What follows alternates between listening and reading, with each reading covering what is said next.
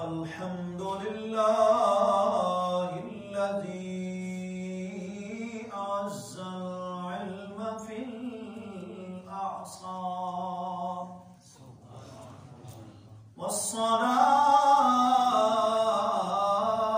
والسلام على النبي المختار وعلى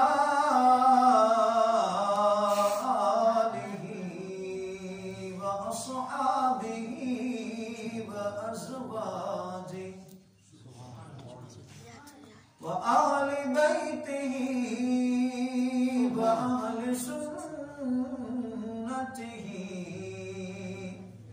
وأولياء ملته وسيد أوليائه أجمعين. أما بعد فأعوذ بالله من الشيطان الرجيم. بسم الله الرحمن الرحيم. إن الذين آمنوا وعملوا الصالحات سيجعل لهم الرحمن ودا. وقال النبي صلى الله تعالى عليه وسلم إن أولياء الله لا يموتون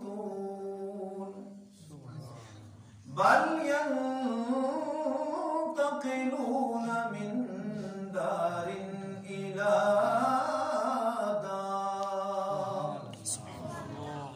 آمنت بالله صدق الله العظيم وصدق رسوله النبي الكريم الأمين ببركة إن الله وملائكته يصلون على النبي يا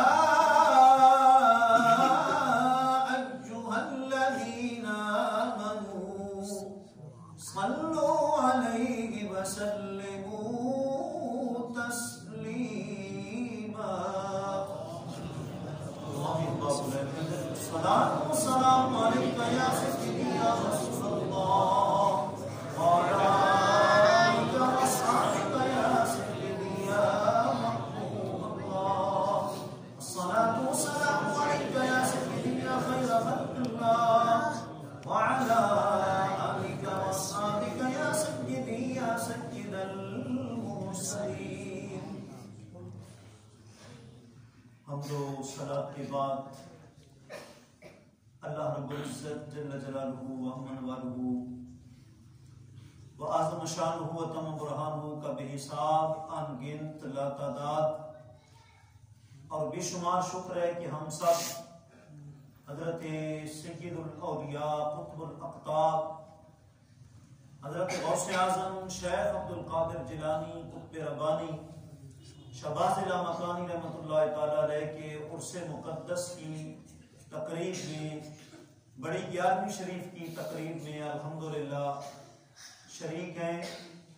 اللہ کریم کی بارگاہ میں دعا ہے کہ اللہ تعالیٰ حق سچ کہنے سننے تسلیم کرنے اور اس کے مطابق ہم سب کو عمل کرنے کی توفیق عطا فرمائے.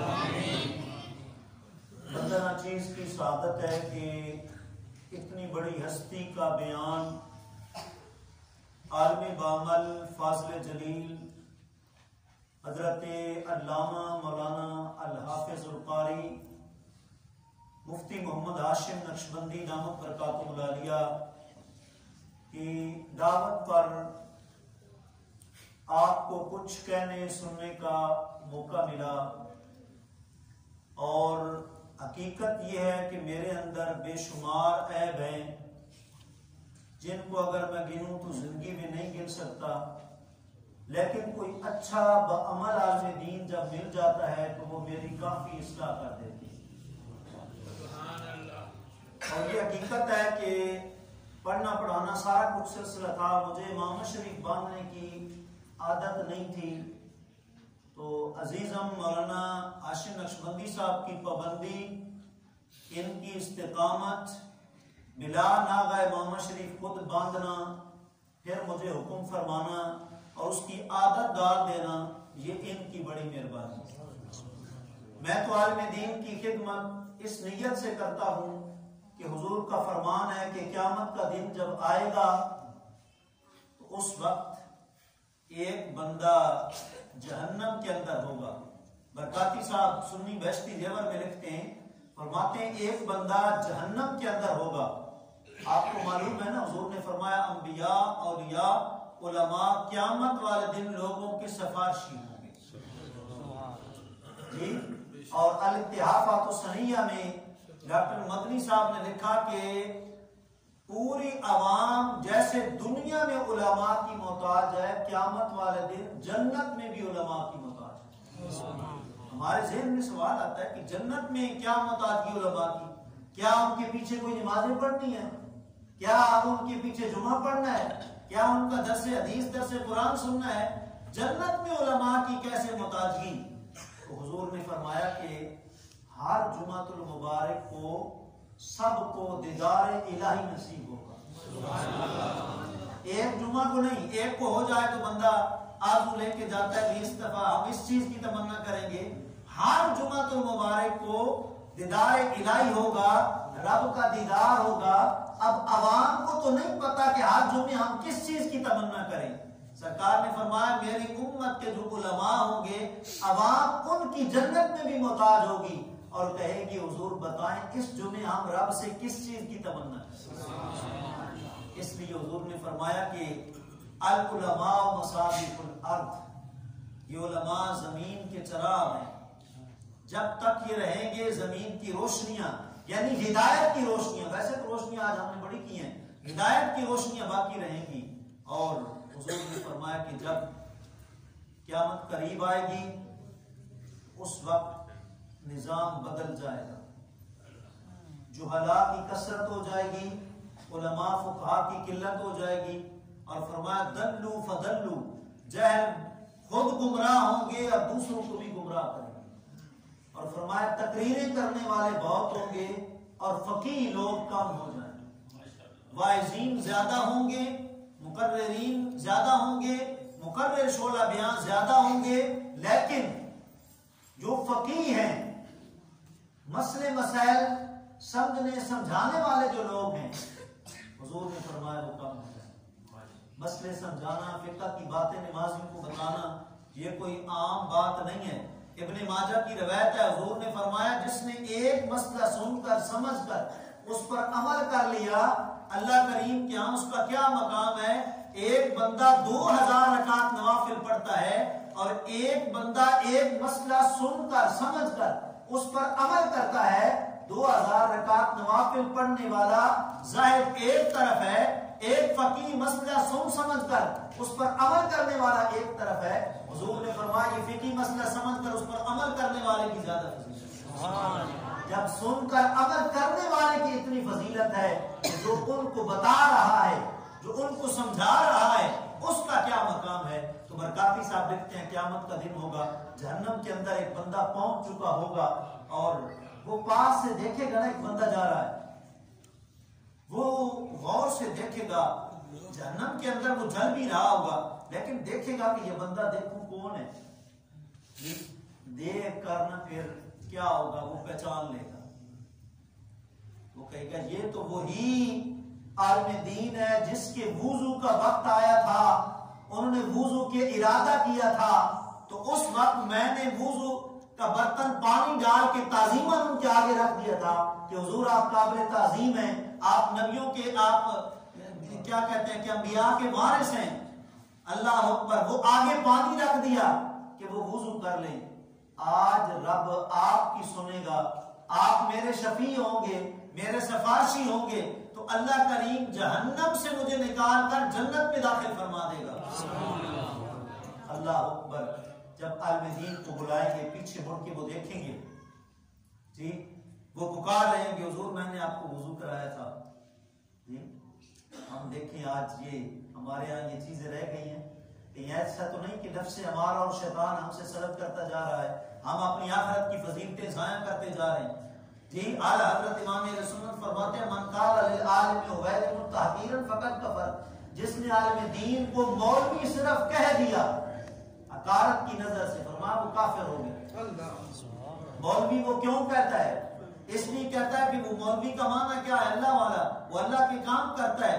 اگر وہ اس نیت سے عالم دین کی توہین کرتا ہے کہ وہ اللہ والے کام کرتا ہے, اللہ کی متعلق باتیں بتاتا ہے, حضور کی شان بیان کرتا ہے, حضور کے متعلقہ باتیں بیان کرتا ہے, تو فرمایا اس نیت سے اس نے غصے میں آ کے اگر عالم دین کو مولوی کہہ دیا نا, فرمایا اب اسلام سے وہ فارغ ہو گیا. اسلام سے جب فارغ ہو گیا تو پھر جو مرضی ہے اس کی کرے.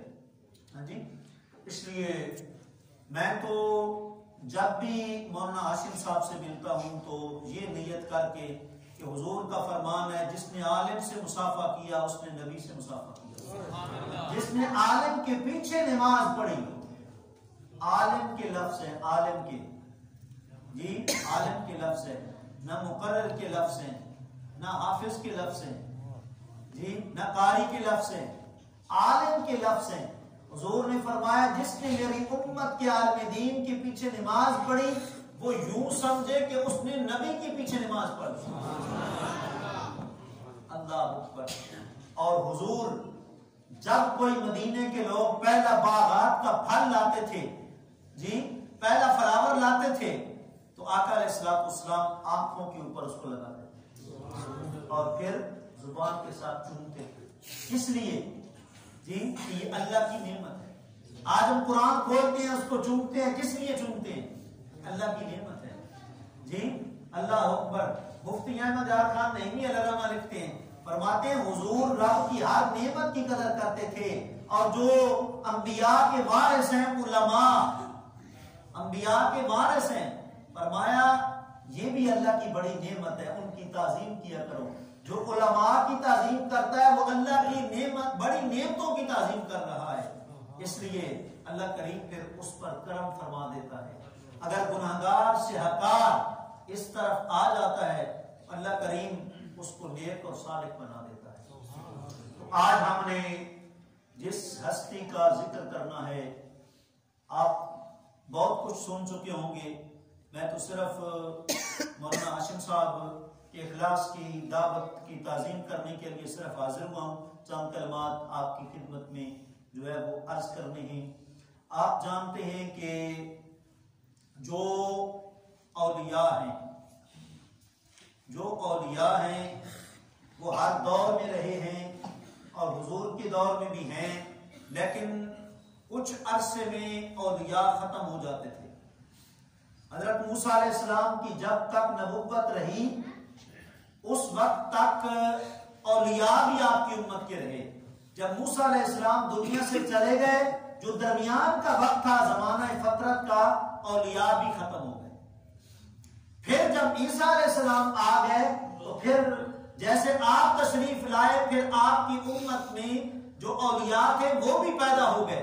لیکن جو ہی آپ گئے پھر فیض نبوت ختم ہوا تو پھر ولایت بھی ختم ہو گئی. لیکن حکیم الامہ قبلہ مفتی احمد یار خان نعیمی علیہ الرحمہ 11ویں پارے کے اندر لکھتے ہیں, آپ فرماتے ہیں موسیٰ علیہ السلام گئے تو آپ کے فیض کے ساتھ ولایت بھی چلی گئی, عیسیٰ علیہ السلام گئے تو آپ کے فیض کے ساتھ ساتھ ولایت کا فیض بھی چلا گیا. لیکن یہ شان ہمارے آقا علیہ السلام کی ہے. سرکار دنیا سے تشریف لے گئے لیکن فیضان نبوت نہ قیامت تک ختم ہوا ہے نہ ختم ہوگا. اس لیے حضور کی امت میں اولیاء قیامت تک ختم نہیں ہوں.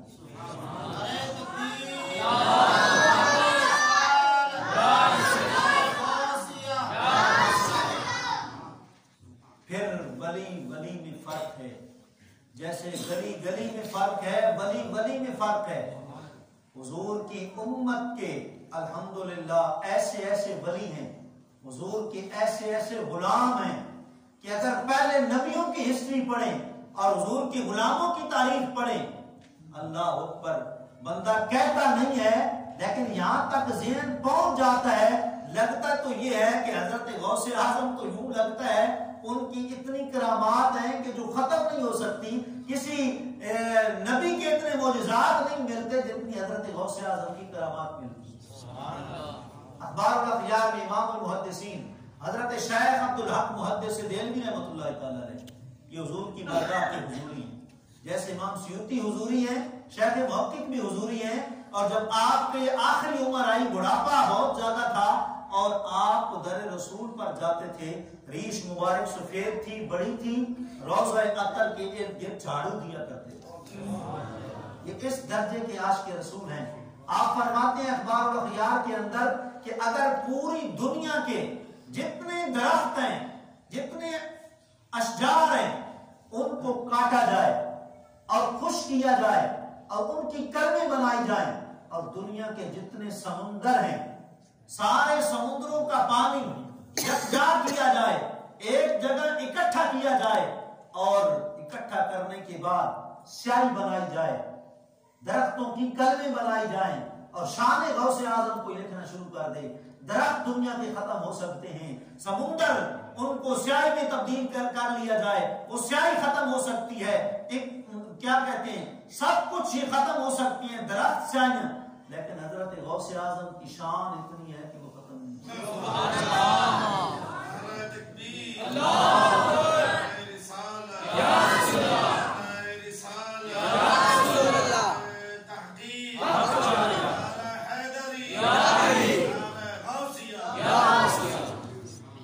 اللہ اکبر۔ اگر کوئی ولی کی شان پر اعتراض کرے تو اسے غور کرنا چاہیے، وہ بظاہر ولی کی شان پر اعتراض کر رہا ہے اور حقیقت میں وہ اللہ کی ذات پر اعتراض کر رہا ہے۔ اللہ اکبر۔ بخاری شریف کی روایت ہے، بارہا آپ نے درس میں سنی ہوگی کہ اللہ رب العزت فرماتا ہے کہ یتقرب الی عبدی بالنوافل، میرا بندہ پہلے فرائض کا پابند ہوتا ہے۔ جو ولی ہوگا، سید الاولیاء تو بہت بڑی ہستی ہے نا، جو ولی ہوگا وہ نماز کا پابند ہوگا، جی 5 ٹائم نماز کا وہ پابند ہوگا، جی پاک صاف ہوگا۔ جو 5 ٹائم نماز کا پابند نہیں، جسم پاک صاف نہیں رکھتا، وہ ہمارے کھاتے میں نہیں ڈالنا چاہیے قوم کو، وہ ولی نہیں ہے۔ ولی وہ ہے جو 5 ٹائم نماز بھی پڑھتا ہے اور اس کے علاوہ یتقرب الی عبدی بالنوافل، پھر وہ نوافل اتنے پڑھتا ہے، پڑھ کے اللہ کے قریب ہو جاتا ہے۔ اللہ کے جب قریب ہو جاتا ہے تو پھر کیا ہوتا ہے؟ کنت سمعہ الذی یسمع بہ، پھر وہ فرماتا ہے میں اس کے کان بنتا ہوں جس سے وہ سنتا ہے، میں اس کے ہاتھ بنتا ہوں جس سے وہ پکڑتا ہے، میں اس کے پاؤں بنتا ہوں جس سے وہ چلتا ہے۔ اللہ اکبر۔ ذرا آپ غور کریں، اللہ تو ہاتھوں سے بھی پاک ہے، وہ تو پاؤں سے بھی پاک ہے، وہ تو آنکھوں کانوں سے بھی پاک ہے، پھر اس کا مطلب کیا ہے؟ علامہ ابن حجر عسقلانی بخاری کی شرح فتح الباری میں فرماتے ہیں اس کا مطلب یہ ہے کہ جب کوئی بندہ عبادت کر کے فرائض کے بعد کثرت نوافل کرتا ہے اور زیادہ عبادت کر کے رب کا قرب حاصل کر لیتا ہے، پھر رب اپنی طاقتیں اس میں منتقل کرتا ہے۔ پھر سرکار فرماتے ہیں اتقوا فراست المؤمن فإنه ينظر بنور اللہ، مومن کی فراست سے ڈر کے رہا کرو، اس کی آنکھوں کو، اپنی آنکھوں کو بالکل برابر نہ سمجھا کرو، مساوی نہ سمجھا کرو، ایکول نہ سمجھا کرو، بلکہ تمہاری اور اس کی آنکھوں میں بڑا فرق ہے۔ مولانا روم فرماتے ہیں سرما کون در چشم خاک اولیاء تاب بینی ابتدا تا انتہا، فرماتے ہیں کہ ولیوں کا اتنا احترام کر کہ ان کی پاؤں سے لگی ہوئی جو مٹی ہے، جو خاک ہے ان کے پاؤں کی، اپنی آنکھوں کا سرما بنا لے، پھر دنیا کو سمجھے گا کہ اس کی ابتدا کیسے ہوئی، اس کی انتہا کیسے ہوگی۔ اور فرماتے ہیں کارے پاکا راز خود کیاس مگیر گرچہ باشد در نوشتن شیر و شیر، فرماتے ہیں نیک لوگوں کے کاموں کو اپنے کاموں کی طرح نہ سمجھا کر، بلکہ بڑا فرق ہے۔ فرماتے ہیں مولانا روم شیر اور شیر کا لفظ تحریر میں، لکھنے میں بظاہر ایک جیسا ہے، شیر کے بھی شین کے 3 نقطے ہیں، یا کے 2 ہیں، اور را ہے.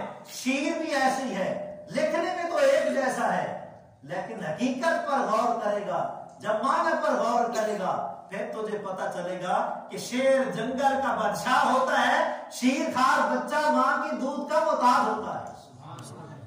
مولانا روم فرماتے ہیں اس لیے ولی کو اپنے کام کے اوپر قیاس نہ کرنا. پھر وہ اپنی فراست کی نگاہ سے دیکھتا ہے، وہ نگاہ جس نگاہ سے کبھی قرآن کی تلاوت کرتا ہے، کبھی اس نگاہ کو سجدے میں جھکاتا ہے، کبھی اس نگاہ کو سجدہ گاہ پر رکھتا ہے، جی وہ اللہ کے ولی کی جو نگاہ ہوتی ہے اس سے ڈر کے رہا کر. پھر حضرت غوث اعظم کی نگاہ اللہ اکبر، جن کی حکومت اللہ نے کن کن پر رکھی ہے. آپ مطالعہ فرما رہے ہیں، کتاب کھولی ہوئی ہے، پڑھ رہے ہیں، اسٹڈی کر رہے ہیں جی. اس دوران اوپر کچا مکان ہے، اوپر سے مٹی چوہا گراتا ہے اور وہ مٹی کتاب کے اوپر پڑھنا شروع ہو جاتی ہے. حضرت غوث اعظم زبان سے بولتے بھی نہیں ہیں، فقط نگاہ ولایت کو اوپر اٹھاتے ہیں اور وہ چوہا مرتا ہوا نیچے آ جاتا ہے. حضرت غوث اعظم کا کوئی جلال تھوڑا نہیں تھا. اللہ کا جو ولی ہوتا ہے نا، زیادہ عبادت کر کر کے نا اسے غصہ جلدی آ جاتا ہے. اس لیے آپ جو ہے وہ محسوس نہ کیا کریں، لوگ علماء صوفیاء یہ طرح طرح کے ہوتے ہیں. کئی ہوتے ہیں بڑے جمالی ہوتے ہیں، ان کو غصہ آتا ہی نہیں ہے، اور کئی ہوتے ہیں جلالی، وہ آدھی رات کی عبادت کر کر کے وظیفے پڑھ پڑھ کے ان کے جو ہے وہ خون ادھر صرف ہو رہا ہوتا ہے، پھر ذرا کوئی بات کرتا ہے ان کو غصہ آ جاتا ہے. حضرت غوث اعظم آپ کو پتہ ہے جنہوں نے عشاء کی وضو سے فجر کی نماز ادا کی، پھر ان کا جلال کتنا ہوگا جی قبر میں. یہ اللہ اکبر. حضرت غوث اعظم وہ ہستی ہیں کہ جنہوں منکر نکیر آپ کو پتہ ہے ان پر کوئی روک جما سکتا ہے جی. آپ کو پتہ ہے منکر نکیر ہر مومن کافر کی قبر میں زمین چیرتے ہوئے آتے ہیں. جب وہ قبر میں آتے ہیں تو پھر وہ کیا کرتے ہیں؟ سوال کرتے ہیں، من ربوں کا بتا تیرا رب کون ہے، ما دینوں کا بتا تیرا دین کیا ہے. وہ بڑی کیا کہتے ہیں کہ سختی سے سوال کرتے ہیں. لیکن قربان جائیں حضرت غوث اعظم کی ولایت پر اور ان کے جلال اور کیا کہتے ہیں کہ ایک مقام پر. حضرت غوث اعظم کی قبر میں اللہ اکبر. جمال الاولیاء میں اشرف تھانوی صاحب لکھتے ہیں حضرت غوث اعظم کی قبر میں جب کیا منکر نکیر آئے، جب آپ کو دفنایا گیا، ایک اللہ کے ولی نے باہر بیٹھ کر مراقبہ کیا. ایک مراقبہ ہے کشف القبور، یعنی قبر کے اندر کیا ہو رہا ہے. یہ بھی ولی کی شان ہے، عبادت کر کر کے اس مقام پر پہنچ جاتا ہے. اگر کسی کی قبر کے پاس بیٹھ کر سر کو جھکا کر مراقبہ کرتا ہے، ساری قبر کی مووی اس کے سینے کے اندر چلنا شروع ہو جاتی ہے. وہ دیکھتا ہے کہ قبر کے اندر کیا ہو رہا ہے. اللہ اکبر. تو ایک صوفی نے مراقبہ کیا جی. کہاں مراقبہ کیا؟ حضرت غوث اعظم کی قبر کے پاس جی. آپ کو دفنایا گیا قبر کے پاس، صوفی نے مراقبہ کیا. مراقبہ جب کیا انہوں نے دیکھا کہ قبر کے اندر جب منکر نکیر آئے حضرت غوث اعظم جلال میں آئے. حضرت غوث اعظم نے فرمایا چلو نکل جاؤ. جیسے یہاں دنیا میں کوئی افسر کے چکا تھا نا، چلو گیٹ آؤٹ، ہو جاؤ. حضرت غوث اعظم نے فرمایا نکل جاؤ نکل جاؤ. حضور کیا ہوا ہے؟ آپ کیا ہوا ہے؟ تمہیں پتہ نہیں عبد القادر کی قبر میں آئے ہو، اور قبر مومن کا گھر ہوتا ہے. کسی کے گھر میں جاتے ہیں، شریعت محمدیہ کا اصول یہ ہے کہ سلام کیے بغیر نہیں جاتے. تم یہاں آئے مجھے سلام ہی نہیں کیا، حساب تم نے لینا ہے وہ تو بات کی بات ہے. پہلے بیٹھ جاؤ سلام کر کے آنا. آپ کا کیا خیال ہے جس ہستی کا اتنا جلال ہے، منکر نکیر کو ڈانٹ ڈپٹ پلا رہے ہیں، منکر نکیر ان سے کیسے سختی سے حساب لے سکتے ہیں؟ اللہ اکبر. اور پھر ایک اور بات آپ کو ایمان افروز سناؤں. حضرت خضر علیہ السلام، جن کو آپ حضرت خضر علیہ السلام کہتے ہیں، ان کا تذکرہ قرآن میں موجود ہے. حضرت موسیٰ علیہ السلام ان کا واقعہ موجود ہے. بار بار موسیٰ علیہ السلام نے کہا کہ خضر علیہ السلام نے موسیٰ علیہ السلام کہا انک لن تستطیع معی صبرا، آپ نہیں ہمارے ساتھ نہیں چل سکتے. اللہ اکبر. تو حضرت خضر علیہ السلام جو ہے نا، آپ کو پتہ ہے کہ کئی علاقے بڑے سرسبز و شاداب ہیں، کئی علاقے خشک ہیں، کئی جگہ مطلب سبزہ نہیں ہے، مختلف زمین ہے نا. یہ فرق کیوں ہے کہ کسی جگہ سبزہ بہت زیادہ ہے، کسی جگہ کم ہے؟ یہ فرق کیوں ہے؟ آپ کو تو محسوس ہو گیا ہوگا کہ جدھر ولی کی قبر ہے یا جدھر ولی نے زندگی گزاری ہے ادھر سبزہ زیادہ ہوتا ہے، اور جدھر کوئی ولی جس علاقے میں نہیں ہے وہاں کاٹ سالی ہوتی ہے، خشک سالی ہوتی ہے۔ اس کا آپ تجربہ کر لیں، اگر میاں شیر محمد شرک پوری صاحب کے مزار میں علاقے میں جائیں گے سرسبز و شاداب زمین نظر آئے گی، قبلہ عالم کے میر شاہ صاحب کے علاقے میں جائیں گے سرسبز و شاداب نظر آئے گی، ملتان میں جائیں گے سرسبز و شاداب، اور وہ پورا علاقہ گرین نظر آئے گا، کیونکہ وہ مدینہ الاولیاء ہے، جہاں وہاں ولیوں کے اتنے مزار ہیں کہ آپ دیکھ نہیں سکتے۔ جی یہ ہوتا کیوں ہے؟ بخاری کے اندر روایت موجود ہے، حضور نے فرمایا کہ اللہ کے جو محبوب بندے ہیں، حضرت خضر علیہ السلام کے متعلق سرکار نے فرمایا جدھر مطلب یہ جاتے ہیں نا ادھر سبزہ ہی سبزہ ہو جاتا ہے، جدھر جا کے بیٹھتے ہیں پھر اٹھتے ہیں نیچے گھاس ہی گھاس ہوتی ہے۔ جی یہ حضرت خضر علیہ السلام کی شان ہے جی، اور یہ بھی بات اس بات پر کسی مکتبہ فکر کا اختلاف نہیں جی، کوئی بھی مکتبہ فکر ہو سب کا اس بات پر اتفاق ہے کہ اللہ کا ولی جو اللہ کا ولی ہے صحیح معنوں میں دوست ہے، اسے خضر علیہ السلام کی زیارت ہوتی ہے۔ کشف المعجوب شریف میں داتا حضور نے بھی ذکر فرمایا، لیکن فرمایا کہ اس کو جو ولی ہو ایسا ولی ہو کہ کبھی حرام کا لقمہ پیٹ میں نہ ڈالا ہو جی، اور دنیا کی محبت سے بالکل عاری ہو، اور داتا حضور فرماتے ہیں تیسری شرط یہ ہے ایک ٹائم کا کھانا کھایا ہو، دوسرے ٹائم کا کھانا اسے نہ بھی ملتا ہو تو اللہ کی ذات پر ثابت ہے۔ فرمایا ایسے ولیوں کو حضرت خضر علیہ السلام کی زیارت ہوتی ہے۔ خضر علیہ السلام ادھر چل کے جاتے ہیں نا، جدھر بیٹھتے ہیں راستے میں ادھر سبزہ ہوتا ہے، پھر اٹھتے ہیں پھر بیٹھتے ہیں سبزہ ہوتا ہے جی، اس لیے کہیں ولیوں کے مزار کے سامنے کھجور کا پودا لگا ہوا ہے جی، کہیں اور کوئی سبز پودا لگا ہوا ہے، یہ کیا ہے؟ جدھر خضر علیہ السلام نے دیدار کرایا اللہ کے ولی کو ادھر سبزہ ہی سبزہ ہو۔ غوث پاک کے پاس گئے حضرت خضر علیہ السلام، رب نے بھیجا حضرت خضر علیہ السلام غوث پاک کے پاس گئے جی، جا کر سلام کیے، حضرت غوث اعظم نے فرمایا کہ تم وہی خضر ہو جی کہ انک لن تستطیع معی صبرا جی، کہ تم نے موسیٰ علیہ السلام کو جلال میں آ کے کہہ دیا تھا کہ موسیٰ تم ہمارے ساتھ نہیں چل سکتے ہو، کہا ہاں عبد القادر میں وہی خضر ہوں۔ فرمایا تم نے موسیٰ علیہ السلام کو جو جملہ کہا تھا نا عبد القادر تمہیں کہتا ہے، تم عبد القادر کے پاس آئے ہو، تم میرے ساتھ نہیں چل سکتے جی، تم میرے ساتھ نہیں چل سکتے۔ کہا کیسے حضور کیا ہوا؟ فرمایا تمہیں پتہ نہیں ہے تم اسرائیلی ہو، عبد القادر محمدی ہے،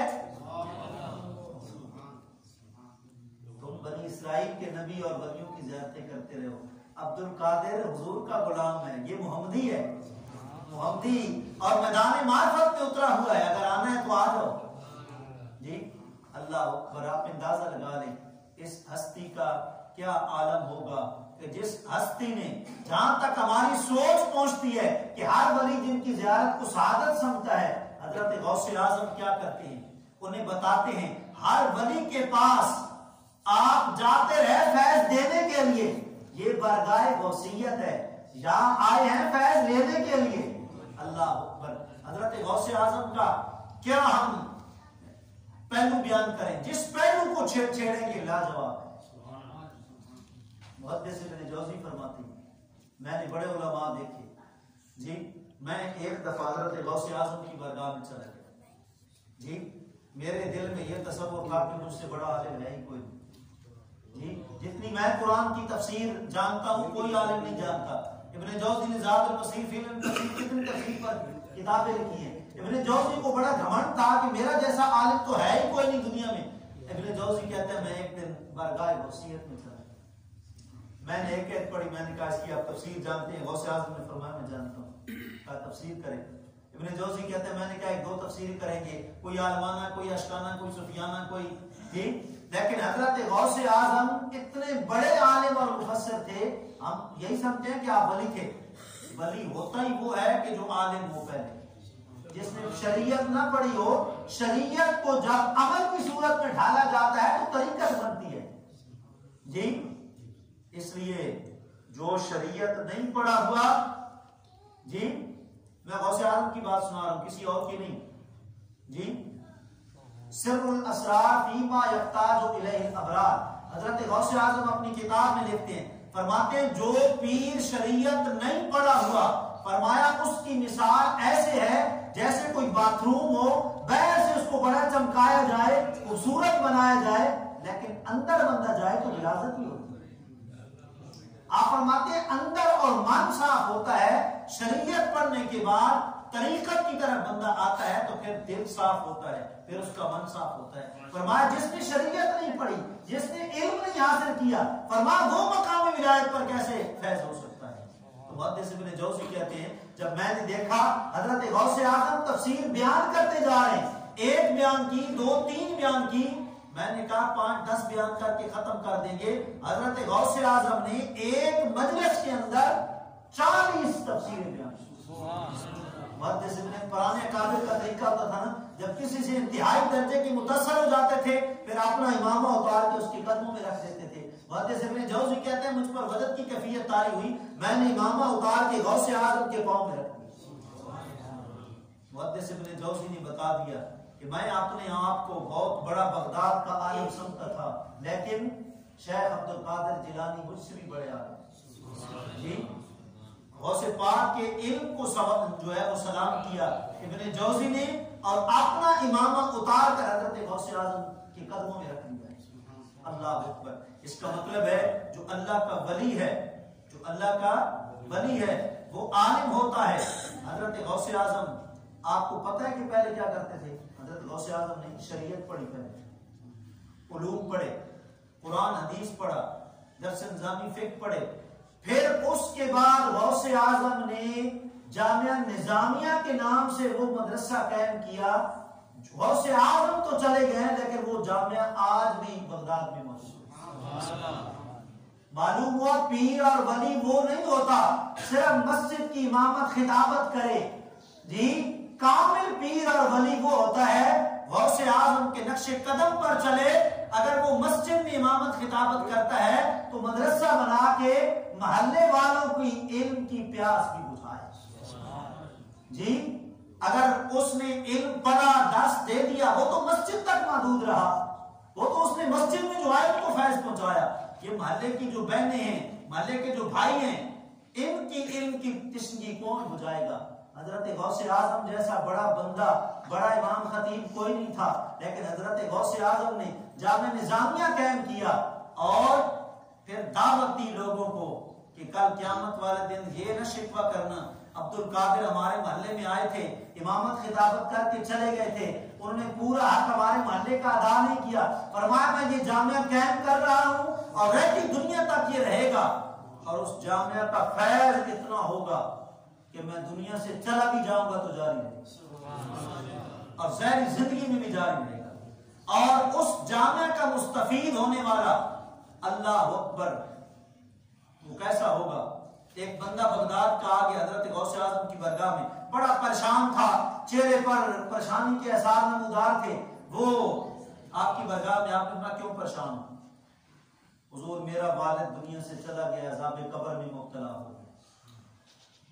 قبر بڑا ایک کٹھن مرلہ ہے جی، دنیا کی تو گزر جائے گی، قبر کی بڑی مشکل منظر ہے. کہا جی اس کو عذاب قبر ہو رہا ہے. تو آپ نے تھوڑا سر نیچے کیا، مراقبہ فرمایا اور فوراً فرمایا یہ بتاؤ تمہارا والد دین سے پیار کرتا تھا؟ کبھی جامعہ نظامیہ کے دروازے پر آیا تھا؟ جی حضور آیا تھا. جی فرمایا جاؤ، پھر جاؤ، میرا مالک تمہارے باپ کی قبر سے عذاب کو اٹھا لے گا، اس لیے کہ تمہارا باپ اگرچہ دین پڑھتا تو نہیں تھا لیکن جامعہ نظامیہ کے مدرسے میں طالب علموں کی خدمت کے لیے تو آیا تھا. لہذا اب جاؤ اپنے والد کی قبر کے پاس. گیا وہ شخص، وہ بھی کوئی عام بندہ نہیں تھا، اللہ کا ولی تھا. بیٹھا، جی دیکھا کہ جناب والد جنت کے باغوں میں سرسبز و شرابی میں ٹہل رہے. یہ تو حضرت غوث اعظم کے مدرسے کے دروازے کے اوپر آنے کی فضیلت ہے. تو پھر حضرت غوث اعظم نے جو علوم پڑھائے، حضرت غوث اعظم پیر تھے لیکن تاریخ پڑھے 35 سال درس نظامی کے علوم پڑھائے، قرآن، حدیث، فقہ، تفسیر. آج ہم سیڑھیوں والا امام خطیب رکھ لیتے ہیں، اسے کیا پتا ہے کہ فقہ کیا ہے، حدیث کیا ہے، اسے نماز کا ترجمہ بھی نہیں آتا. ہم کہتے ہیں لو جی وہ سریلی آواز والی تقریر کر لیتا ہے، شعر پڑھ لیتا ہے. حضرت غوث اعظم کے دور میں کوئی سپیکر تھا، سوشل میڈیا تھا، ٹیکنالوجی کے آلات تھے، کچھ بھی نہیں تھا. لیکن حضرت غوث اعظم اشتہار بھی نہیں تھے، بینر فلیکس بھی نہیں تھے. حضرت غوث اعظم کی جب تقریر ہوتی تھی سادہ ہوتی تھی، 70,000 کا مجمع آپ کے سامنے، 70,000 کا مجمع. اور صرف عوامی مجمع نہیں، خواص بھی موجود ہوتے، 400 علماء موجود ہوتے جن کے ہاتھوں میں کلمیں ہوتی. ذرا غور کریں، کاپیاں رجسٹر ہوتے، حضرت غوث اعظم کی تقریر کی باتیں لکھتے. آج ہم غوث اعظم کی 11ویں منانے والے ہیں، دیگیں پکانے والے، ہمارا ذوق کہاں ہے؟ آپ مجھے بتائیں مولانا ہاشم صاحب نے قرآن حدیث کے سوا میرا خیال ہے کبھی بھی کوئی بات نہیں کی ہوگی. لیکن کتنے نمازی ہیں جو ان کی تقریر کو لکھتے ہیں، کاپیاں ڈائریاں یہاں لے کے آتے ہیں. جی سکول کا، یونیورسٹی کا کوئی پروفیسر ہو، وہ لیکچرار ہو، جب وہ لیکچر دیتا ہے تو رجسٹر کاپیاں پاس ہوتی ہیں، ڈائریاں، خاص خاص پوائنٹ بندہ لکھتا جاتا ہے. لیکن ہم غوث اعظم کے نقش قدم پر کیسے چلتے ہیں؟ ہم مسجد میں ڈائریاں لاتے ہیں، مسجد میں رجسٹر لاتے ہیں کہ ایک عالم دین اللہ نے ہمیں عطا کیا ہے، وہ قرآن حدیث بیان کریں گے، ہم لکھیں گے. کون لکھتا ہے؟ حضرت غوث اعظم کی مجلس میں 400 علماء، ایک واز میں، ایک تقریر میں 400 علماء، اور لکھتے غوث اعظم کی جو ہے وہ تقریر. اور آپ کو پتا ہے حضرت غوث اعظم کی جو کتاب ہے الفتح الربانی، غوث اعظم درس دیا کرتے تھے، لوگ لکھتے تھے، وہ کرتے کرتے یوں کتاب چھپ گئی. الفتح الربانی حضرت غوث اعظم کی جو کتاب ہے وہ یوں چھپ گئی. بعض فتوح الغیب کے بارے میں بھی کہتے ہیں کہ وہ بھی اسی طرح چھپ گئی. کیا تھا؟ ذوق تھا. کوئی ذوق دے گا علم کا تو نمازی کو ذوق آئے گا، اور ذوق دے گا تب جب خود پڑا ہوا ہوگا. خود اگر اس نے سیڑھیوں سے، فیس بک سے دیکھ کر، جی گوگل سے دیکھ کر اس نے تقریر کرنی ہے، وہ کیا عالم ہے؟ جی عالم وہ نہیں ہے، اس کو آپ مقرر کہہ سکتے ہیں، باعث کہہ سکتے ہیں، جی تقریر کرنے والا کہہ سکتے ہیں. عالم وہ ہوتا ہے جو علوم پڑھتا ہے، جی علوم پڑھتا ہے. حضرت غوث اعظم فرماتے ہیں میرا بچپن تھا، میں نے کس طرح علم پڑھا، تو ہمیں پتہ ہے کتنی مشقتوں سے پڑھا. آپ فرماتے ہیں کہ ہم علم پڑھتے تھے، قرآن حدیث پڑھتے تھے، اور ہم محلے میں ادھر ادھر جا کے غلہ لوگوں سے مانگا کرتے تھے. اتنا غربت کا دور تھا، طالب علمی دور بڑا مشکل ہوتا ہے. آج کل تو آسان ہے، آج کل تو جدید سہولیات ہو گئی ہیں، جی آج کل تو بڑا آسان ہو گیا. اس دور میں بڑا مشکل تھا. حضرت غوث اعظم فرماتے ہیں ہم غلہ مانگتے تھے، اور پھر جو ملتا تھا آ کے وہ کھانا کھاتے تھے، اور پھر ہم دن رات قرآن حدیث پڑھا کرتے تھے. جی آپ فرماتے ہیں میں ابھی بچپن میرا تھا تو میں ایک جگہ چلا گیا، تو وہاں جب میں غلہ مانگ رہا تھا تو ایک بزرگ، میں نے ان کے چہرے سے نورانیت دیکھی تو میں نے کہا یہ اللہ کے ولی لگتے ہیں. میں ان کو دیکھ رہا تھا تو وہ بھی میرے دل کی حالت سے آگاہ ہو گئے، اور مجھے انہوں نے اشارہ کیا کہ بچے ادھر آ. حضرت غوث اعظم فرماتے میرا بھی بچپنا تھا، میں ادھر چلا گیا. بزرگوں نے فرمایا کہ آپ کون ہیں؟ میں نے کہا میرا نام عبد القادر ہے، میں علم پڑھ رہا ہوں. کہا تمہارا چہرہ مجھے بتاتا ہے کہ تم نے کل ولی بننا ہے، صرف علم کا نہیں رہنا ہے، علم کو پھیلانا ہے، تم نے کل جو ہے ولی بننا ہے. تم سچے سید ہو، آج کے بعد میری بات ذہن میں رکھ لو، تم نے غلہ کسی سے نہیں مانگا. غوث اعظم کی غیرت دیکھو، غیرت ایمانی دیکھو، ان کی دلیری اور جرأت کو سلام ہے. حضرت غوث اعظم فرماتے ہیں 91 سال میری زندگی ہوئی. آپ کی کتنی عمر تھی؟ 91 سال. آپ فرماتے ہیں 91 سال زندگی کے میرے گزر گئے، میں نے زندگی میں کسی کے آگے ہاتھ نہیں کیا. یہ غیرت ہے حضرت غوث اعظم کی. اللہ اکبر. تو آپ فرماتے ہیں کہ 35 سال میں نے قرآن حدیث کے علوم پڑھائے، 25 سال جنگل کے پتے کھا کر معرفت الہی حاصل، اور 15 سال 2 رکعتوں میں عشاء کے بعد قرآن مجید ختم کرنے کی عادت ڈالی. آج مثال کے بعد نماز تراویح کا موقع ملتا ہے تو کوئی 8 پڑھ کے چلا جاتا ہے، کوئی 12 پڑھ کے چلا جاتا ہے، 20 پڑھنے والے تھوڑے رہ جاتے ہیں. یہ ہمارا کیا قرآن سے ذوق ہے؟ یہ کیا ہمارا قرآن سے ذوق ہے؟ حضرت غوث اعظم کا فرمان ہے، آپ فرماتے ہیں فتح الربانی میں 3 چیزوں کو لازم کر لے اگر تو اللہ کا پکا کامل بندہ بننا چاہتا ہے. اس کی عبودیت کا حق ادا نہیں ہو سکتا، لیکن تو 3 چیزوں کو ذہن میں رکھ لے، اللہ کا قرب تجھے مل جائے گا۔ فرمایا پہلی چیز یہ ہے قرآن مجید کی کثرت سے تلاوت کیا کر، کھانا پوری نہ کیا کر۔ ہم تو بیٹھے قرآن کھولا، 2 رکوع پڑھے، 4 پڑھے، مسجد میں پڑھے، گھر میں پڑھے، اس کے بعد چلے گئے۔ اللہ کے ولی قرآن بڑی کثرت سے پڑھتے تھے۔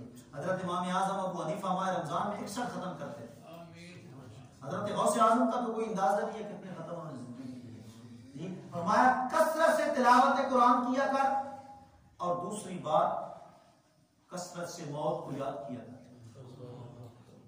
آج بڑا افسوس ہوتا ہے، ہمارے بھائی کیا کہتے ہیں کہ دن کھیل میں گزرا، رات غفلت میں گزری، نہ شرم نبی نہ خوف خدا، یہ بھی نہیں وہ بھی نہیں۔ آج حضرت فرماتے ہیں ہماری کیفیت تو یہ ہو گئی کہ ہمارا جو دن ہے کھیل کود میں گزر جاتا ہے، راتیں ہماری غفلت میں گزر جاتی ہیں، انٹرنیٹ دیکھتے ہوئے، فیس بک دیکھتے ہوئے غفلت ہماری گزر جاتی ہیں۔ اور آج حضرت فرماتے ہیں غور تو کرو، تو عقیدہ رکھتے ہو کہ ہمارے نبی پاک حاضر ہیں جی، تمہیں پھر وہ ان کو حاضر ناظر جان کر تمہیں ان کی شرم بھی ختم ہو جاتی ہے، خوف خدا بھی ختم ہو جاتا ہے، تم کیسے بریلوی ہو جی۔ اللہ اکبر۔ اور پھر کیا فرماتے ہیں حضرت غوث اعظم؟ فرماتے ہیں پہلی بات کثرت سے تلاوت قرآن کیا کر، دوسری بات موت کو زیادہ کثرت سے یاد کیا، اور ذہن میں رکھے ولی کی بات کوئی قرآن حدیث کے خلاف نہیں ہے۔ حضور کا اپنا فرمان ہے اکثر ذکر حاضر اللذات، فرمایا اس کا ذکر زیادہ کیا کرو جو تمہاری دنیاوی لذتوں کو کاٹ کے رکھ دیتی ہے، اور وہ کیا ہے؟ موت۔ حضرت غوث اعظم فرماتے ہیں موت کو زیادہ یاد کیا، کثرت کے ساتھ موت کو یاد کیا تھا۔ حضرت عثمان غنی جیسی ہستی قبرستان جا کر روتی ہے، ریش مبارک تر ہو جاتی ہے، لوگ پوچھتے ہیں کہ آپ جب دوزخ کا ذکر چلتا ہے تو اتنا نہیں روتے، قبر کا ذکر چھڑتا ہے تو بڑا روتے ہیں۔ آپ فرماتے ہیں کہ میرے آقا علیہ السلام نے فرمایا تھا آخرت کی منازل میں سے سب سے مشکل ترین منزل قبر ہے۔ فرمایا کہ جو اس میں کامیاب ہو گیا وہ آگے میں کامیاب۔ حضرت غوث اعظم فرماتے ہیں موت کو کثرت سے یاد کیا، کوئی کثرت سے تلاوت بھی کرے گا، موت کی یاد بھی کرے گا، اور تیسرا آپ نے عمل بتایا، فرمایا ولیوں کی صحبت کبھی نہ چھوڑا۔ ولیوں کی صحبت، ولیوں کی صحبت۔ آج کل کے پیروں کی بات نہیں ہم کر رہے، ہر پیر کی بات بھی نہیں کر رہے، ہم کر رہے ہیں جو ولی ہے، ولی کی صحبت۔ اور آپ کو ایک مزے کی بات بتائیں، مولانا روم عشق کے مقام پر فیض تھے۔ ہمارا سلسلہ قادریہ رومیہ کے بادشاہ ہیں عارف رومی، جلال الدین عارف رومی رحمۃ اللہ تعالی علیہ۔ اللہ اکبر۔ بات کیا چل رہی تھی جی؟ میں جائزہ لینا چاہتا ہوں کہ آپ کو سمجھ آ رہی ہے کہ ولیوں کی صحبت کی بات چل رہی ہے۔ غوث اعظم فرماتے ہیں ولیوں کی صحبت میں جایا کر، کبھی نہ کیا کر۔ عارف رومی فرماتے ہیں جو مقام ولایت پر یا مقام عشق پر بھی فیض تھے، آپ فرماتے ہیں یک زمانہ صحبت با اولیاء بہتر 100 سال اطاعت میریا۔ ذرا غور کرنا، حضور نے فرمایا میری امت، صحیح مسلم کی روایت ہے، میرے امتی کی عمر کتنی ہوگی؟ 60 سے 70 سال کے درمیان۔ آپ دیکھیں حضور کی عمر مبارک 63 سال، حضرت ابوبکر صدیق رضی اللہ عنہ کے حیات طیبہ 63 سال، حضرت فاروق اعظم کی عمر مبارک 63 سال، اکثر صحابہ کی عمر 60 سے 70 سال کے درمیان تھی جی۔ اور فرمایا اس کے بعد میرے امتی فوت ہو جائے۔ اور بھائی کسی کی اگر زیادہ عمر ہو جاتی ہے تو دوسری طرف حدیث میں بھی ہے نا، اس کو کسی کی دعا لگ جاتی ہے، صلہ رحمی کی برکت مل جاتی ہے۔ حضور نے فرمایا دعا تقدیر کو بھی ٹال دیتی ہے جی، صلہ رحمی جو تمہارا رزق لکھا ہوا ہے اس کو بھی اضافے میں بدل دے گا، جو تمہاری عمر لکھی ہوئی ہے اس کو بھی بڑھا دے گا۔ صلہ رحمی فرمایا ہر رشتہ دار کو راضی رکھا کرو۔ ایک صحابی نے عرض کیا اصل میری عمر بڑھ سکتی ہے، میرا رزق جو لکھا ہوا ہے بڑھ سکتا ہے؟ فرمایا ہاں، ایک عمل ایسا ہے وہ کرو گے تو عمر بھی اللہ بڑھا دے گا، رزق بھی بڑھا دے گا۔ یا رسول اللہ وہ کیا؟ فرمایا صلہ رحمی کیا کرو، کسی کو ناراض نہ کیا کرو، کسی کو ناراض نہ کیا کرو، سب کو راضی رکھو، ہر ایک کی دعائیں لگتی رہیں گی، عمر بڑھتی رہے۔ حضرت غوث سے دیکھیں مولانا روم فرماتے ہیں ایک لمحہ پیر کے پاس جا کر گھنٹے بیٹھنے کے بجائے اگر ایک لمحہ تم، ایک پل، ایک منٹ تو اپنے پیر کے پاس بیٹھ گیا نا، 100 سال اگر کسی نے عبادت کی ہو، پہلی تو بات ہے 60 سے 70 سال کے درمیان عمریں ہوں گی جی۔ اور پھر آج کل کے ملاوٹی دور میں تو ویسے ہی آپ کو پتا کوئی مطلب بیماری سے خالی نہیں جی، ہم تو کھاتے ہیں فارمی، جس کی خوراک میں خنزیر کی آمیزش ہے، ہم تو وہ اس کو رواج بنا چکے ہیں، شادی حالوں میں، ہوٹلوں میں، جگہ جگہ پر ہم فارمی کھاتے، تحقیق تو ہم کرتے نہیں ہیں کہ یہ کیسا ہے۔ ایک بندے نے مجھے کہا جی کہ جٹ کی بات، مجھے کوئی سادہ بات بتائے میں اس کی تحقیق کر لوں، مطلب یہ کیسا ہے؟ ویسے کھانا جائز ہے، کوئی نہیں آپ کھائیں، میں بات کر رہا ہوں کہ جو معدے کی بیماریاں پیدا ہوتی ہیں اس کے ایک یہ بھی سبب ہے۔ کہ انہوں نے کہا جی کیا کوئی خاص بات بتائیں، میں نے کہا کہ جب تہجد کا وقت ہونا یا فجر کا وقت ہوگا، جو صحیح دیسی مرغا ہوگا نا اذان پڑے گا، فارمی نہیں پڑے گا۔ جی کوئی بندہ تجربہ کر لے، ایک پنجرے میں دیسی رکھے، ایک میں فارمی رکھے، دونوں پنجروں کو آمنے سامنے رکھے، اور تہجد کے وقت یا صبح کی اذان کے وقت آپ کو پتہ ہے وہ مطلب اذان پڑھتے ہیں، کیوں پڑھتے ہیں؟ اس وقت حضور نے فرمایا اللہ کے انوار و تجلیات اتر رہے ہوتے ہیں نا، ہم انسان تو غفلت کی نیند سوئے ہوتے ہیں نا، آج ہم عیسائیوں کے پیچھے لگے ہوئے ہیں۔ معذرت کے ساتھ میں آپ کو تاریخی باتیں کر رہا ہوں کہ حضرت عیسیٰ علیہ السلام کی ولادت کب ہوئی؟ اتوار کے دن۔ حضرت عیسیٰ علیہ السلام کی ولادت اتوار کے دن کس ٹائم ہوئی؟ دن 10 بجے۔ تاریخ تو ہر چیز کو ذکر کرتی ہے نا، حضور کی ولادت ہوئی 4:20 پر، عیسیٰ علیہ السلام کی ولادت کب ہوئی؟ دن کو 10 بجے۔ آج چھٹی بھی ہم اتوار کی کرتے ہیں کمیونسٹ لوگوں کی پیروی کے لیے، آج ہماری مارکیٹیں بھی 10 بجے سے پہلے نہیں کھلتی، یہ کیا ہے؟ یہ کوئی حضور کا طریقہ تو نہیں۔ حضور کی پیدائش تو کس وقت ہوئی؟ تہجد کے وقت ہوئی۔ نہ آپ رات کہہ سکتے ہیں نہ دن کہہ سکتے ہیں، رات کے اندھیرے جا رہے ہیں، دن کی روشنیاں آ رہی ہیں، ایسے محبوب وقت میں اللہ نے حضور کی ولادت کی۔ آج عیسائی عیسیٰ علیہ السلام کی ولادت کے دن اور وقت کی قدر کرتے ہیں، ہم مسلمان حضور کی ولادت کے وقت کی قدر نہیں کرتے، ہم تہجد کے وقت نہیں ہوتے جی، ہم تلاوت قرآن کے ساتھ تعظیم نہیں کرتے اس وقت کی جی، لیکن اس وقت انوار و تجلیات اللہ نے اتنے رکھے ہیں حضور کی آمد کا صدقہ جی، جب رات کا تہائی حصہ گزر جاتا ہے انوار و تجلیات اتنے ہوتے ہیں، رب کہتا ہے کہ مجھ سے معافی مانگنے والا ہے تو آ جائے میں معاف کر دوں۔ پھر اس وقت انسان تو سوئے ہوتے ہیں نا، اور انسان تو پھر بھی مضبوط ہے، اور یہ مرغ اور یہ چیزیں تو بہت کمزور ہے، پھر جب ان سے انوار و تجلیات برداشت نہیں ہوتے نا، یہ اذان دینا شروع کرتے ہیں، یہ کہ اللہ اللہ پھر آواز آتی ہے کہ نہیں جی؟ پنڈ بھی آؤ کہ ساری شہری ہوں، آواز آتی ہے نا، آتی ہے، دیہاتوں میں تو بالکل گونجتی ہے آواز، شہروں میں تو پھر ملاوٹ ہے، دیہاتوں میں گونجتی ہے آواز، ایسا ہوتا ہے جی۔ حضرت غوث اعظم بھی دیسی مرغیاں کھایا کرتے جی، اور سبب بھی بڑا دیتے تھے لوگوں کو جی۔ آج کل کوئی دیسی مرغی کھا رہے بڑا تعجب کرتے ہیں، یار شہر کے اندر رہتے ہیں دیسی مرغی کھا رہے ہیں۔ حضرت غوث اعظم کے مطلب پاس ایک عورت آئی، اس نے کہا کہ حضور یہ بچہ نا آپ کے حوالے ہے، اس کی تعلیم و تربیت آپ کے حوالے، پہلے ایسے ہی ہوتا تھا، علماء کے حوالے کر دیتے تھے جی اپنے بچوں کو۔ نظام یہاں سے بگڑا ہے نا کہ بچے نے استاذ کو باپ نہ سمجھا، پہلے یہ نہیں ہوتا، پہلے یہ آپ کے حوالے۔ امام مسلم جو تھے نا، امام مسلم، آپ کو پتا ہے بخاری شریف کے بعد صحیح ترین کتاب صحیح مسلم ہے نا، صحیح مسلم کے جو مصنف ہیں امام ابو حسین قشیری صاحب جو ہیں، ان کو کسی بندے نے نا امتحان لینے کے لیے کہ یہ اپنے استاذ کے بعد اب ہیں کہ نہیں۔ استاد یہ نہیں کہ آپ 10 سال پڑھیں اس کے پیچھے نمازیں، 10 سال اسے قرآن حدیث پڑھیں۔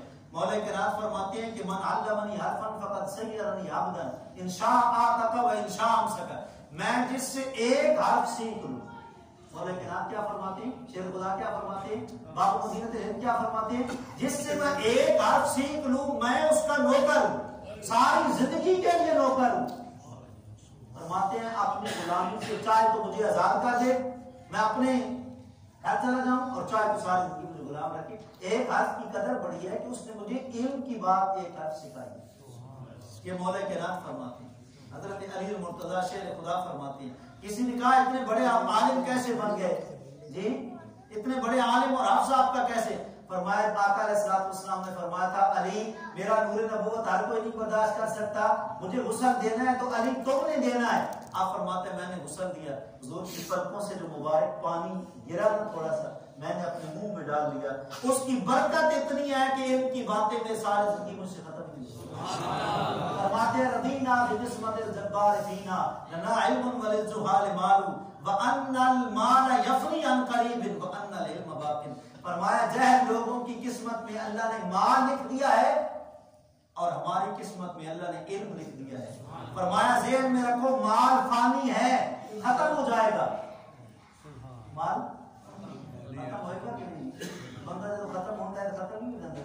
بینک میں جو ہے تھے نال جاتا ہے قبر میں، جیب میں جو ہے تھے نال جاتا ہے. جی مال فانی ہے مال، لیکن ایک مال باقی بھی ہو سکتا ہے. کون سا؟ قرآن نے اس کا ذکر کیا ہے. جی وہ کون سا ہے؟ اللہ فرماتا ہے ما عندکم ينفد وما عند اللہ باق. جو تیری جیب میں رہے گا وہ ختم ہو جائے گا. جیب سے نکال کے میری راہ میں خرچ کر دے گا، میں اس کو باقی رکھ لوں. اور قیامت والے دن پہاڑوں جتنا پھر تجھے اجر و ثواب عطا کرے. مالک نے دینار پکڑ کے نہ کہتے تھے یہ دینار تیرا نہیں ہے، تیری ملکیت تب ہوگی جب اس کو اللہ کی راہ میں خرچ کرے گا. جی اس کو مسجد میں خرچ کرے گا، اس کو مسافر خانے پہ خرچ کرے گا. جی اس کو مخلوق خدا کی فلاح کے لیے خرچ. اللہ اکبر. حضرت غوث اعظم فرماتے ہیں کوئی مدرسہ بنا ہو، کسی محلے دار نے ایک قلم طالب علم کو لے کے دی ہو، تو فرمایا کہ اس نے جو ایک قلم لے کے دی ہے اس سے طالب علم نے جو ہے وہ لکھا ہے، اللہ چاہے تو قیامت والے دن یہی اس کی بخشش کا سبب بنے. پھر بتائیں کہ یہ مدارس برکتوں کا ذریعہ ہیں کہ نہیں؟ جی جو خوش نصیب مدارس کے اندر، مدرسے کی چار دیواری کے اندر، خواہ وہ 10 کنال پر ہے، خواہ وہ 10 مرلے پر ہے. اعلیٰ حضرت کا 3 مرلے پر مدرسہ تھا نا. امام رضا خان صاحب کا جو جامع تھا، تاریخ بتاتی ہے جامع منظر الاسلام 3 مرلے پر تھا. لیکن عشق رسول کی برکت ہے، چلانے والا سچا عاشق رسول پوری دنیا میں گھوم پڑ جاتا. جی اللہ اکبر. تو بات کیا چل رہی تھی جی؟ حضرت غوث اعظم کے پاس چھوڑ کے طالب علم کو آئے، حضور یہ آپ کے حوالے ہے. اور پہلے لوگ پھر یہ نہیں کہ آج کل کے طالب علم دوسرے ہفتے گھر پہنچے ہوتے ہیں، علم پورا ہوتا ہے تو پھر گھر جاتے ہیں. حضرت غوث اعظم کے پاس چھوڑ گئے کہ حضور آپ نے ان کی تعلیم و تربیت کرنی ہے. ٹھیک ہے. بہت عرصے کے بعد انہوں نے کہا چلو خبر لے لیں تھوڑی اپنے بیٹے کی تعلیم کیسے حاصل کر رہا ہے. جب گھر والے آئے حضرت غوث اعظم کے پاس، دیکھا دیسی مرغی کی ہڈیاں پڑی ہوئی ہیں، اپنے بیٹے کا رنگ دیکھا تو پیلا ہے. کہنے لگے استاد جی آپ تو دیسی مرغیاں کھاندے ہو، تین طالب علم نہ تسی کی کرتے انہوں نے کی کھلاندے ہو، دیکھو ساڑھے بیٹے کا رنگ کیسے ہو گیا. فرمایا عبد القادر کی طالب علمی دور گزار کے آیا ہے، یکدم بندہ عالم نہیں بنتا. تہاڈا بیٹا پہلے علم دیا تکلیفاں برداشت کرے گا، عبد القادر کو علم پورا پڑھے گا، اور پھر اس کے بعد اللہ عالم بنائے گا تو پھر تعظیم ہو. جی حضور غوث پاک کے پاس ایک طالب علم پڑھتا تھا جامع نظامیہ میں، اور ساری کلاس میں غبی کنزین، لیکن غوث اعظم کی توجہ سب سے زیادہ اس کی طرف. مریدین کہتے تھے حضور کن زیر نہیں تھا، زیر نہیں کام کرنا چھاڑ دے کرو، باقی طالب علموں کے نقصان ہو. آپ فرماتے ہیں کیا پتہ ہے عبد القادر کی بخشش کا یہی طالب علم ذریعہ بن. فرمایا کیا پتہ ہے چند دن اس کے باقی رہ گئے زندگی کے، عبد القادر کی بخشش کا یہ ذریعہ بن جائے. آپ کی زبان سے جملہ نکلا، چند دنوں کے بعد وہ طالب علم فوت. حضور نے فرمایا جو علم پڑھتے پڑھتے فوت ہوگا وہ شہادت کی موت مرے گا. فرمایا جو قرآن پڑھتے پڑھتے مر جائے گا. آج بوڑھے ہو جاتا ہے چھوڑو یار ان قرآن اسی کے پڑھنا ہے، مولانا صاحب ہم جھاڑ دیں گے بھی داڑھی سفید ہوگی، ہم کسی قرآن پڑھنا آگے اسی شرم دے مارے کہندے ہیں. ذہن میں رکھو انگریز کا اصول ہے 60 سال کے بعد ریٹائرمنٹ ہے، کیونکہ وہ کہتا ہے پھر آزاد ہوا انسانی جواب دے دیتے ہیں. شریعت کا یہ اصول ہے اطلب العلم من المہد الی اللحد، ماں کی گود سے لے کر قبر تک علم حاصل کرو. اگر کوئی بوڑھا علم حاصل کرتا ہے کوئی شرم کی بات نہیں. کوئی 60 سالہ نمازی ہے علم حاصل کرے، نماز درست کراتا ہے، مولانا صاحب مجھے نماز درست کرا دے، کوئی شرم کی بات نہیں. اگر شرم کرتا رہے گا تو غلط نماز ضرور زندگی گزر جائے گی. آپ نے سنا نہیں کہ حضرت فاروق اعظم کا دور حکومت ہے، ملک شام سے ایک بوڑھا بابا چل کے آیا، سفر